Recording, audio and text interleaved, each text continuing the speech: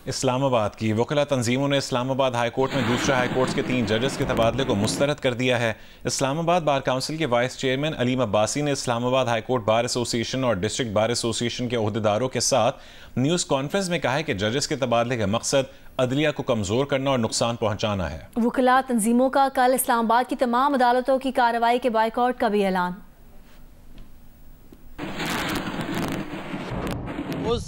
Ministry of law ने एक notification के ज़रिए 3 जजेस को मुख्तलिफ़ प्रोविंसेस से उनको इस्लामाबाद में ट्रांसफ़र किया। हमने बहुत डेलिब्रेशन और डिस्कशन के बाद हमने ये फ़ैसला किया कि इस्लामाबाद की वकला बरादरी इन ट्रांसफ़र की मज़म्मत करती है और इन्हें रद्द करती है। हमारा ये मानना है कि ये ट्रांसफ़र्स मैलाफाइडी इंटेंशंस के तहत और जुडिशरी को अंडरमाइन करने के लिए और इस्लामाबाद की जो ऑलरेडी एग्जिस्टिंग जुडिशरी है उसमें ग्रुपिंग के लिए ये ट्रांसफ़र्स बदनीति पे मबनी हैं। कल 11 बजे डिस्ट्रिक्ट कोर्ट प्रेमिसेस G11-4 में इस्लामाबाद बार काउंसिल के ज़ेरे तमाम और इस्लामाबाद हाई कोर्ट बार और डिस्ट्रिक्ट बार की कोलैबोरेशन से हम एक अजीमुशान कन्वेंशन मुनक्कद करने जा रहे हैं, जिसमें हम आइंदा का लाया अमल का भी हम ऐलान करेंगे। हमने आज ये भी फ़ैसला किया कि कल इस्लामाबाद में मुकम्मल हड़ताल की जाएगी, डिस्ट्रिक्ट कोर्ट्स में भी, हाई कोर्ट्स में भी और स्पेशल ट्रिब्यूनल्स में भी। 24वीं तरमीम आइनी है, क्या उसकी शिक़े आइन से मुतसादम नहीं है, क्या वो बदनीति के बुनियाद पर वो तरमीम नहीं की गई, इसका फ़ैसला हम ये मुतालबा करते हैं कि उन 16 जजेस को जो कि इस वक्त सुप्रीम कोर्ट में मौजूद हैं वो उसका फ़ैसला करें। और हम मुतालबा करते हैं जुडिशल कमीशन को कि वो जो इजलास करने जा रहे हैं 10 तारीख को सुप्रीम कोर्ट में 8 जजेस की एलिवेशन के हवाले से, वो इजलास बदनीति पे मबनी है। मुशाहिद हुसैन सैयद इस वक्त इस्लामाबाद में तकरीब से खिताब कर रहे हैं। 2025 100 साल है anniversary of the founding of RSS. RSS 1925 में बनी थी। एक फाशिस्ट तंजीम है, एक इंसान दुश्मन तंजीम है, जो रेसिस्ट भी है। आप उसके खिलाफ और जो अभी अनाउंस किया जनरल साहब ने वर्ल्ड वॉशिंगटन पोस्ट वाली बात बड़ी इंपॉर्टेंट बात है कि 4 सालों में 20 दफ़ा उन्होंने स्टेट टेररिज्म पाकिस्तान के अंदर किया। बल्कि एक ब्रीफिंग भी हुई थी, मैंने सवाल पूछा था जो क्या कहते हैं मुक़्तदर कुव्वतों से, तो मैंने कहा कि हमने जवाबी कार्रवाई क्या की है, मुझे उसका जवाब नहीं मिला। लेकिन ये बड़ा इंपॉर्टेंट बात है कि यही काम उन्होंने कनाडा में किया, यही काम उन्होंने अमेरिका में कोशिश की, पकड़े गए। So I think that we should take India to the international court of justice कि ये एक रियासती दहशतगर्दी कर रहे हैं और उसमें एविडेंस लें। एक डॉक्टर ग्रेगरी स्टैंटन है, प्रेसिडेंट जेनोसाइड वॉच अमेरिकन, उसने कहा है कि genocide is in the making in India, in Assam and occupied Kashmir. कि जेनोसाइड तो एक जो हुआ ना फ़लस्तीन का, वो उसके अलावा वो कह रहे हैं and that is in the making. और इन्होंने जो अफसल भट्ट साहब ने कहा है, मेरे ज़माने में हमने शुरू किया था एक media coordination committee as information minister. वो ये थी कि उसमें मैं मीटिंग करता था, उसमें मैंने डाल दिया था जितने इंपॉर्टेंट गवर्नमेंट ऑर्गेनाइजेशंस हैं, intelligence organisations, ISI, MI, intelligence bureau, GHQ psychological operations, information ministry, interior और फॉरेन ऑफिस और कश्मीर। वफाकी वज़ीर इत्तलात अतातार लाहौर में खिताब कर रहे हैं कि पाकिस्तान की मईशत वो तरक्की कर रही है, हमारी एक्सपोर्ट्स में इजाफा हो रहा है, दिन ब दिन अच्छी खबरें आ रही है मईशत को लेकर। तो इस मुल्क पे एक नहुसत का साया था जो छटा है, वो नहुसत का साया वो उनका था, पिंकी, गोगी और कप्तान लूट के खा गए पाकिस्तान का। आज जब 190 मिलियन पाउंड पाकिस्तान की तारीख का सबसे बड़ा डाका, उसकी जब बात होती है तो ये दुनिया में हेडलाइनें लगी हैं।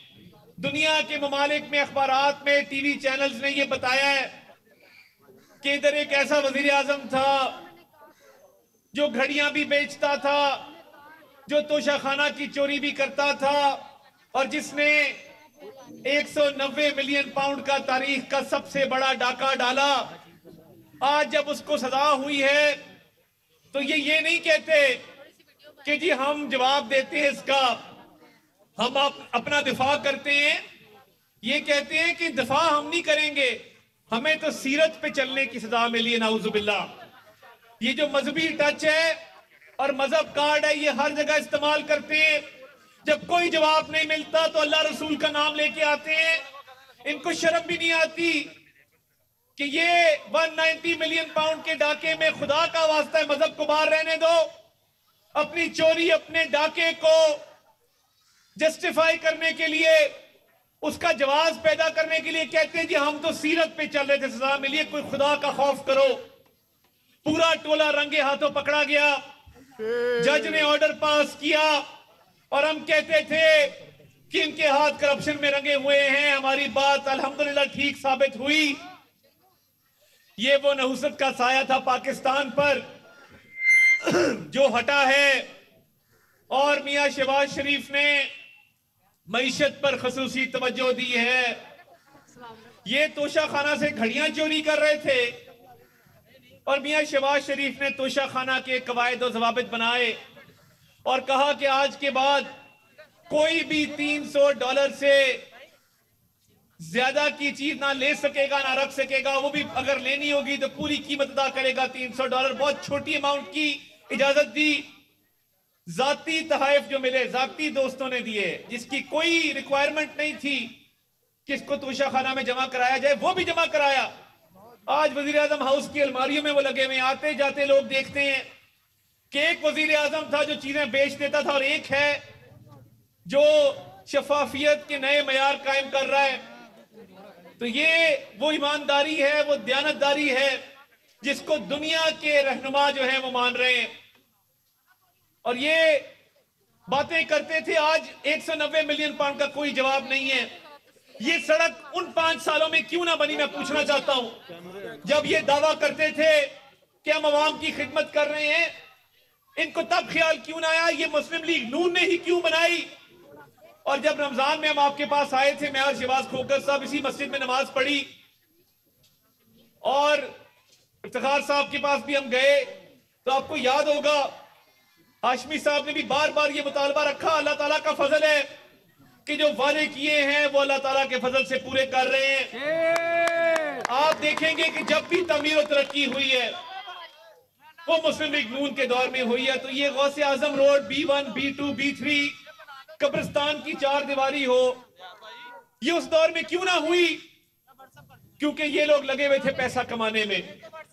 इनको कोई सरोकार नहीं था कि जब बारिश होती है तो यहां पे कितना कीचड़ जमा होता है, लोग जनाजे नहीं लेके जा सकते, लोग कितनी मुश्किलात का शिकार होते हैं। अवाम के मसाइल से कोई सरोकार नहीं था।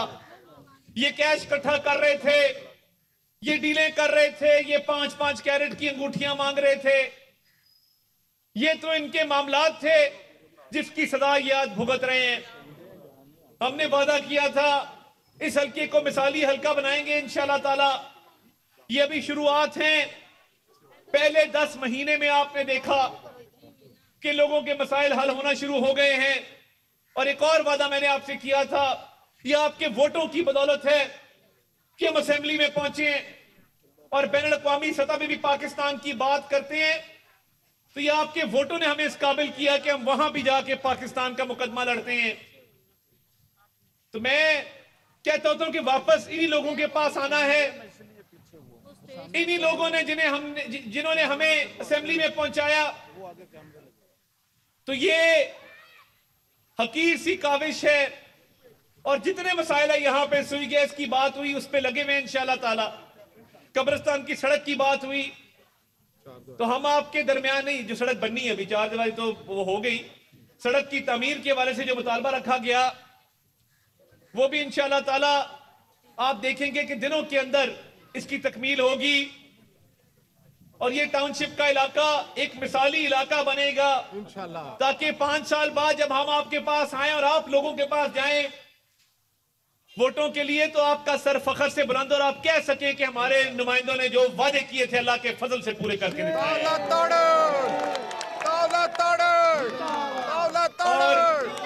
समझता हूं और ये मेरा ईमान है कि ये उड़ान पाकिस्तान के तहत मियां शहबाज शरीफ ने डिफॉल्ट के दहाने से मुल्क को जहां वो ले आए हैं, ये इंशाल्लाह ताला तरक्की का साल है। 2025 तरक्की होगी मजीद। आप देखेंगे महंगाई भी कम होगी।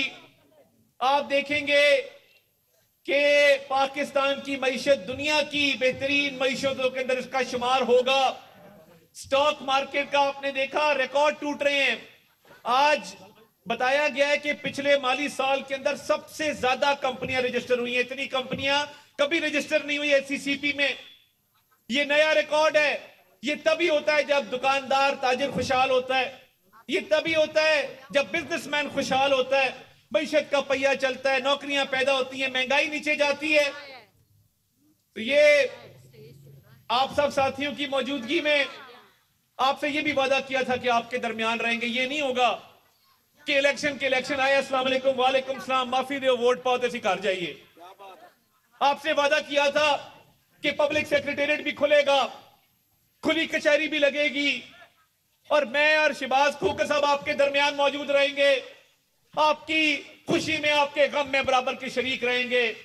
ये उस मालिक का फजल है कि आपके दरमियान मौजूद भी हैं और आज मुझे खुशी है कि आज तरक्याती कामों का भी इफ्तिताह कर रहे हैं। तो ये इस हल्के की, इस इलाके की फलाह बहबूद के लिए जो भी करना पड़ा करेंगे इंशाल्लाह ताला। मगर आपसे मेरी गुजारिश है कि ये जो झूठ का बाजार सरगर्म करते हैं, इनका मुकाबला करें, इनको वाज़ेह पैगाम दें और इनसे पूछें जब ये यहां पे आते हैं कि ये सड़क तुमने क्यों ना बनाई, ये तुम्हारे उस बानी चेयरमैन पीटीआई को नसीब क्यों ना हुआ कि वो इस इलाके की तरक्की के लिए काम करता। उसको फुर्सत नहीं थी। पिंकी गोगी और कप्तान लूट के खा गए, पाकिस्तान को फुर्सत नहीं थी। वो तो लूट मार कर रहे थे, वो तो अपनी जेबें भर रहे थे। एक ईंट लगाई हो तो मुझे बता दें, अवामी पैसे का जो इन्होंने अपनी जाती इस्तेमाल में जिस तरह बेदरीग तरीके से ये लाए हैं, इसकी तारीख में मिसाल नहीं मिलती। तो आप साथियों, भाइयों, बहनों के साथ मिलके पाकिस्तान के लिए काम करेंगे। ये वो लोग हैं जो शोहदा की बेहुरमती करते हैं। जब पाकिस्तान के दिफा में कोई जवान शहीद होता है, कोई अफसर शहीद होता है, ये उसकी लाज भी नहीं रखते। इनको सियासत। वफाकी वज़ीर इत्तलात अता तारर लाहौर में गुफ्तगू कर रहे हैं। वफाकी वज़ीर दाखिला मोहसिन नकवी इस वक्त लाहौर में मीडिया से गुफ्तगू कर रहे हैं। तो इन पाँचों फैमिली मेम्बर्स को उन्होंने डेफिनेटली एक ड्रग्स का 2 kg आइस थी उसमें, तो उन्होंने उसी तरह ट्रीट करना था। उसके बाद DGANF ने 48 घंटे और इनकी टीम ने में उस केस को सॉल्व किया। उसके बाद सऊदी अथॉरिटीज़ के साथ उन्होंने राब्ता किया और उनको कन्विंस करना एक बहुत मुश्किल काम था, बिकॉज ये बड़ा कॉम्प्लिकेटेड सा केस था। आज यहाँ पे तो मैं चाहूँगा पहले DGANF थोड़ा सा आपको इसके बारे में बता दें और उसके बाद आप इनसे खुद सुने कि इनके साथ किस तरीके से इन्होंने मुसीबत के वो दिन गुजारे, किस तरीके से अल्लाह ताला ने इनकी मदद की और किस तरीके से उसके बाद ANF की टीम, DGANF इनको पाकिस्तान वापस लेके आए। ये एक बहुत बड़ा वाक़या है और मेरा ख्याल है कि और हमने फैसला किया इंटीरियर मिनिस्ट्री ने कि जितने लोग जिन्होंने इसके ऊपर काम किया है उन सबको हम अवार्ड के लिए नॉमिनेट करेंगे इंशाल्लाह ताला। इसकी थोड़ी सी समरी जो है वो जनरल साहब आपको पहले बताएंगे। जनरल साहब। बिस्मिल्लाहिर्रहमानिर्रहीम। ये 23 दिसंबर का वाक़या है जिसमें सऊदी अरब की फ़्लाइट पे जी 23 दिसंबर का वाक़या है जिसमें यहाँ से जद्दा की फ़्लाइट लाहौर से, उसके बीच में एक गिरोह जिन्होंने इस मासूम फैमिली का बैग जमा होने के बाद उसको टैग को रिमूव करके उसके अंदर 2 किलो आइस का बैग, उसके ऊपर वो टैग लगाया और इस तरह ये यहाँ से ड्रग को स्मगल करके जद्दा पहुँचाना चाहते थे। उसके बाद जो ही हमें इतला मिली, हमने उसमें मशकूक अफराद को जहाज़ से उतारा, इन्वेस्टिगेट किया और उसकी बेस पे हमने सऊदी अरब से ये इंटेलिजेंस इंफॉर्मेशन शेयर की, जिसकी वजह से बाद में जब उन्होंने इस फैमिली से रब्ता किया तो हमने उनको ऑलरेडी एक इन्फॉर्मेशन दी हुई थी। उसका फ़ायदा ये हुआ कि हमने उनको उसका सोर्स, उससे लिंक जो पूरा ग्रो था, जिसमें 9 अफराद शामिल थे, जिसमें सर्विसेज स्टाफ के लोग कुछ थे और कुछ लाहौर के अंदर एक प्राइवेट वर्कशॉप जहाँ पे ड्रग्स सप्लाई की गई थी, उस पूरे ग्रो को हमने उस 48 घंटे के अंदर अंदर गिरफ़्तार किया। और वो तमाम शवाहिद, वो तमाम सबूत वो हमने जब सऊदी गवर्नमेंट को दिए, उसके बाद वो इस नतीजे पे पहुँचे कि ये बेगुनाह फैमिली है और इस वजह से सिर्फ 48 घंटे के अंदर अंदर इनको इमीडिएट रिलीफ दी गई। उसके बाद उनका अपना जो प्रोसेस था उसको रिजॉल्व करके आज ये फैमिली यहाँ पे मौजूद है। अभी इस फैमिली से हम गुजारिश करेंगे कि वो आपको बता देंगे कि क्या हुआ और किस तरह इनको हुकूमत पाकिस्तान ने और ANF ने मिलकर। वफाकी वज़ीर दाखिला मोहसिन नकवी और DGA ANF लाहौर में मीडिया से गुफ्तगू कर रहा है।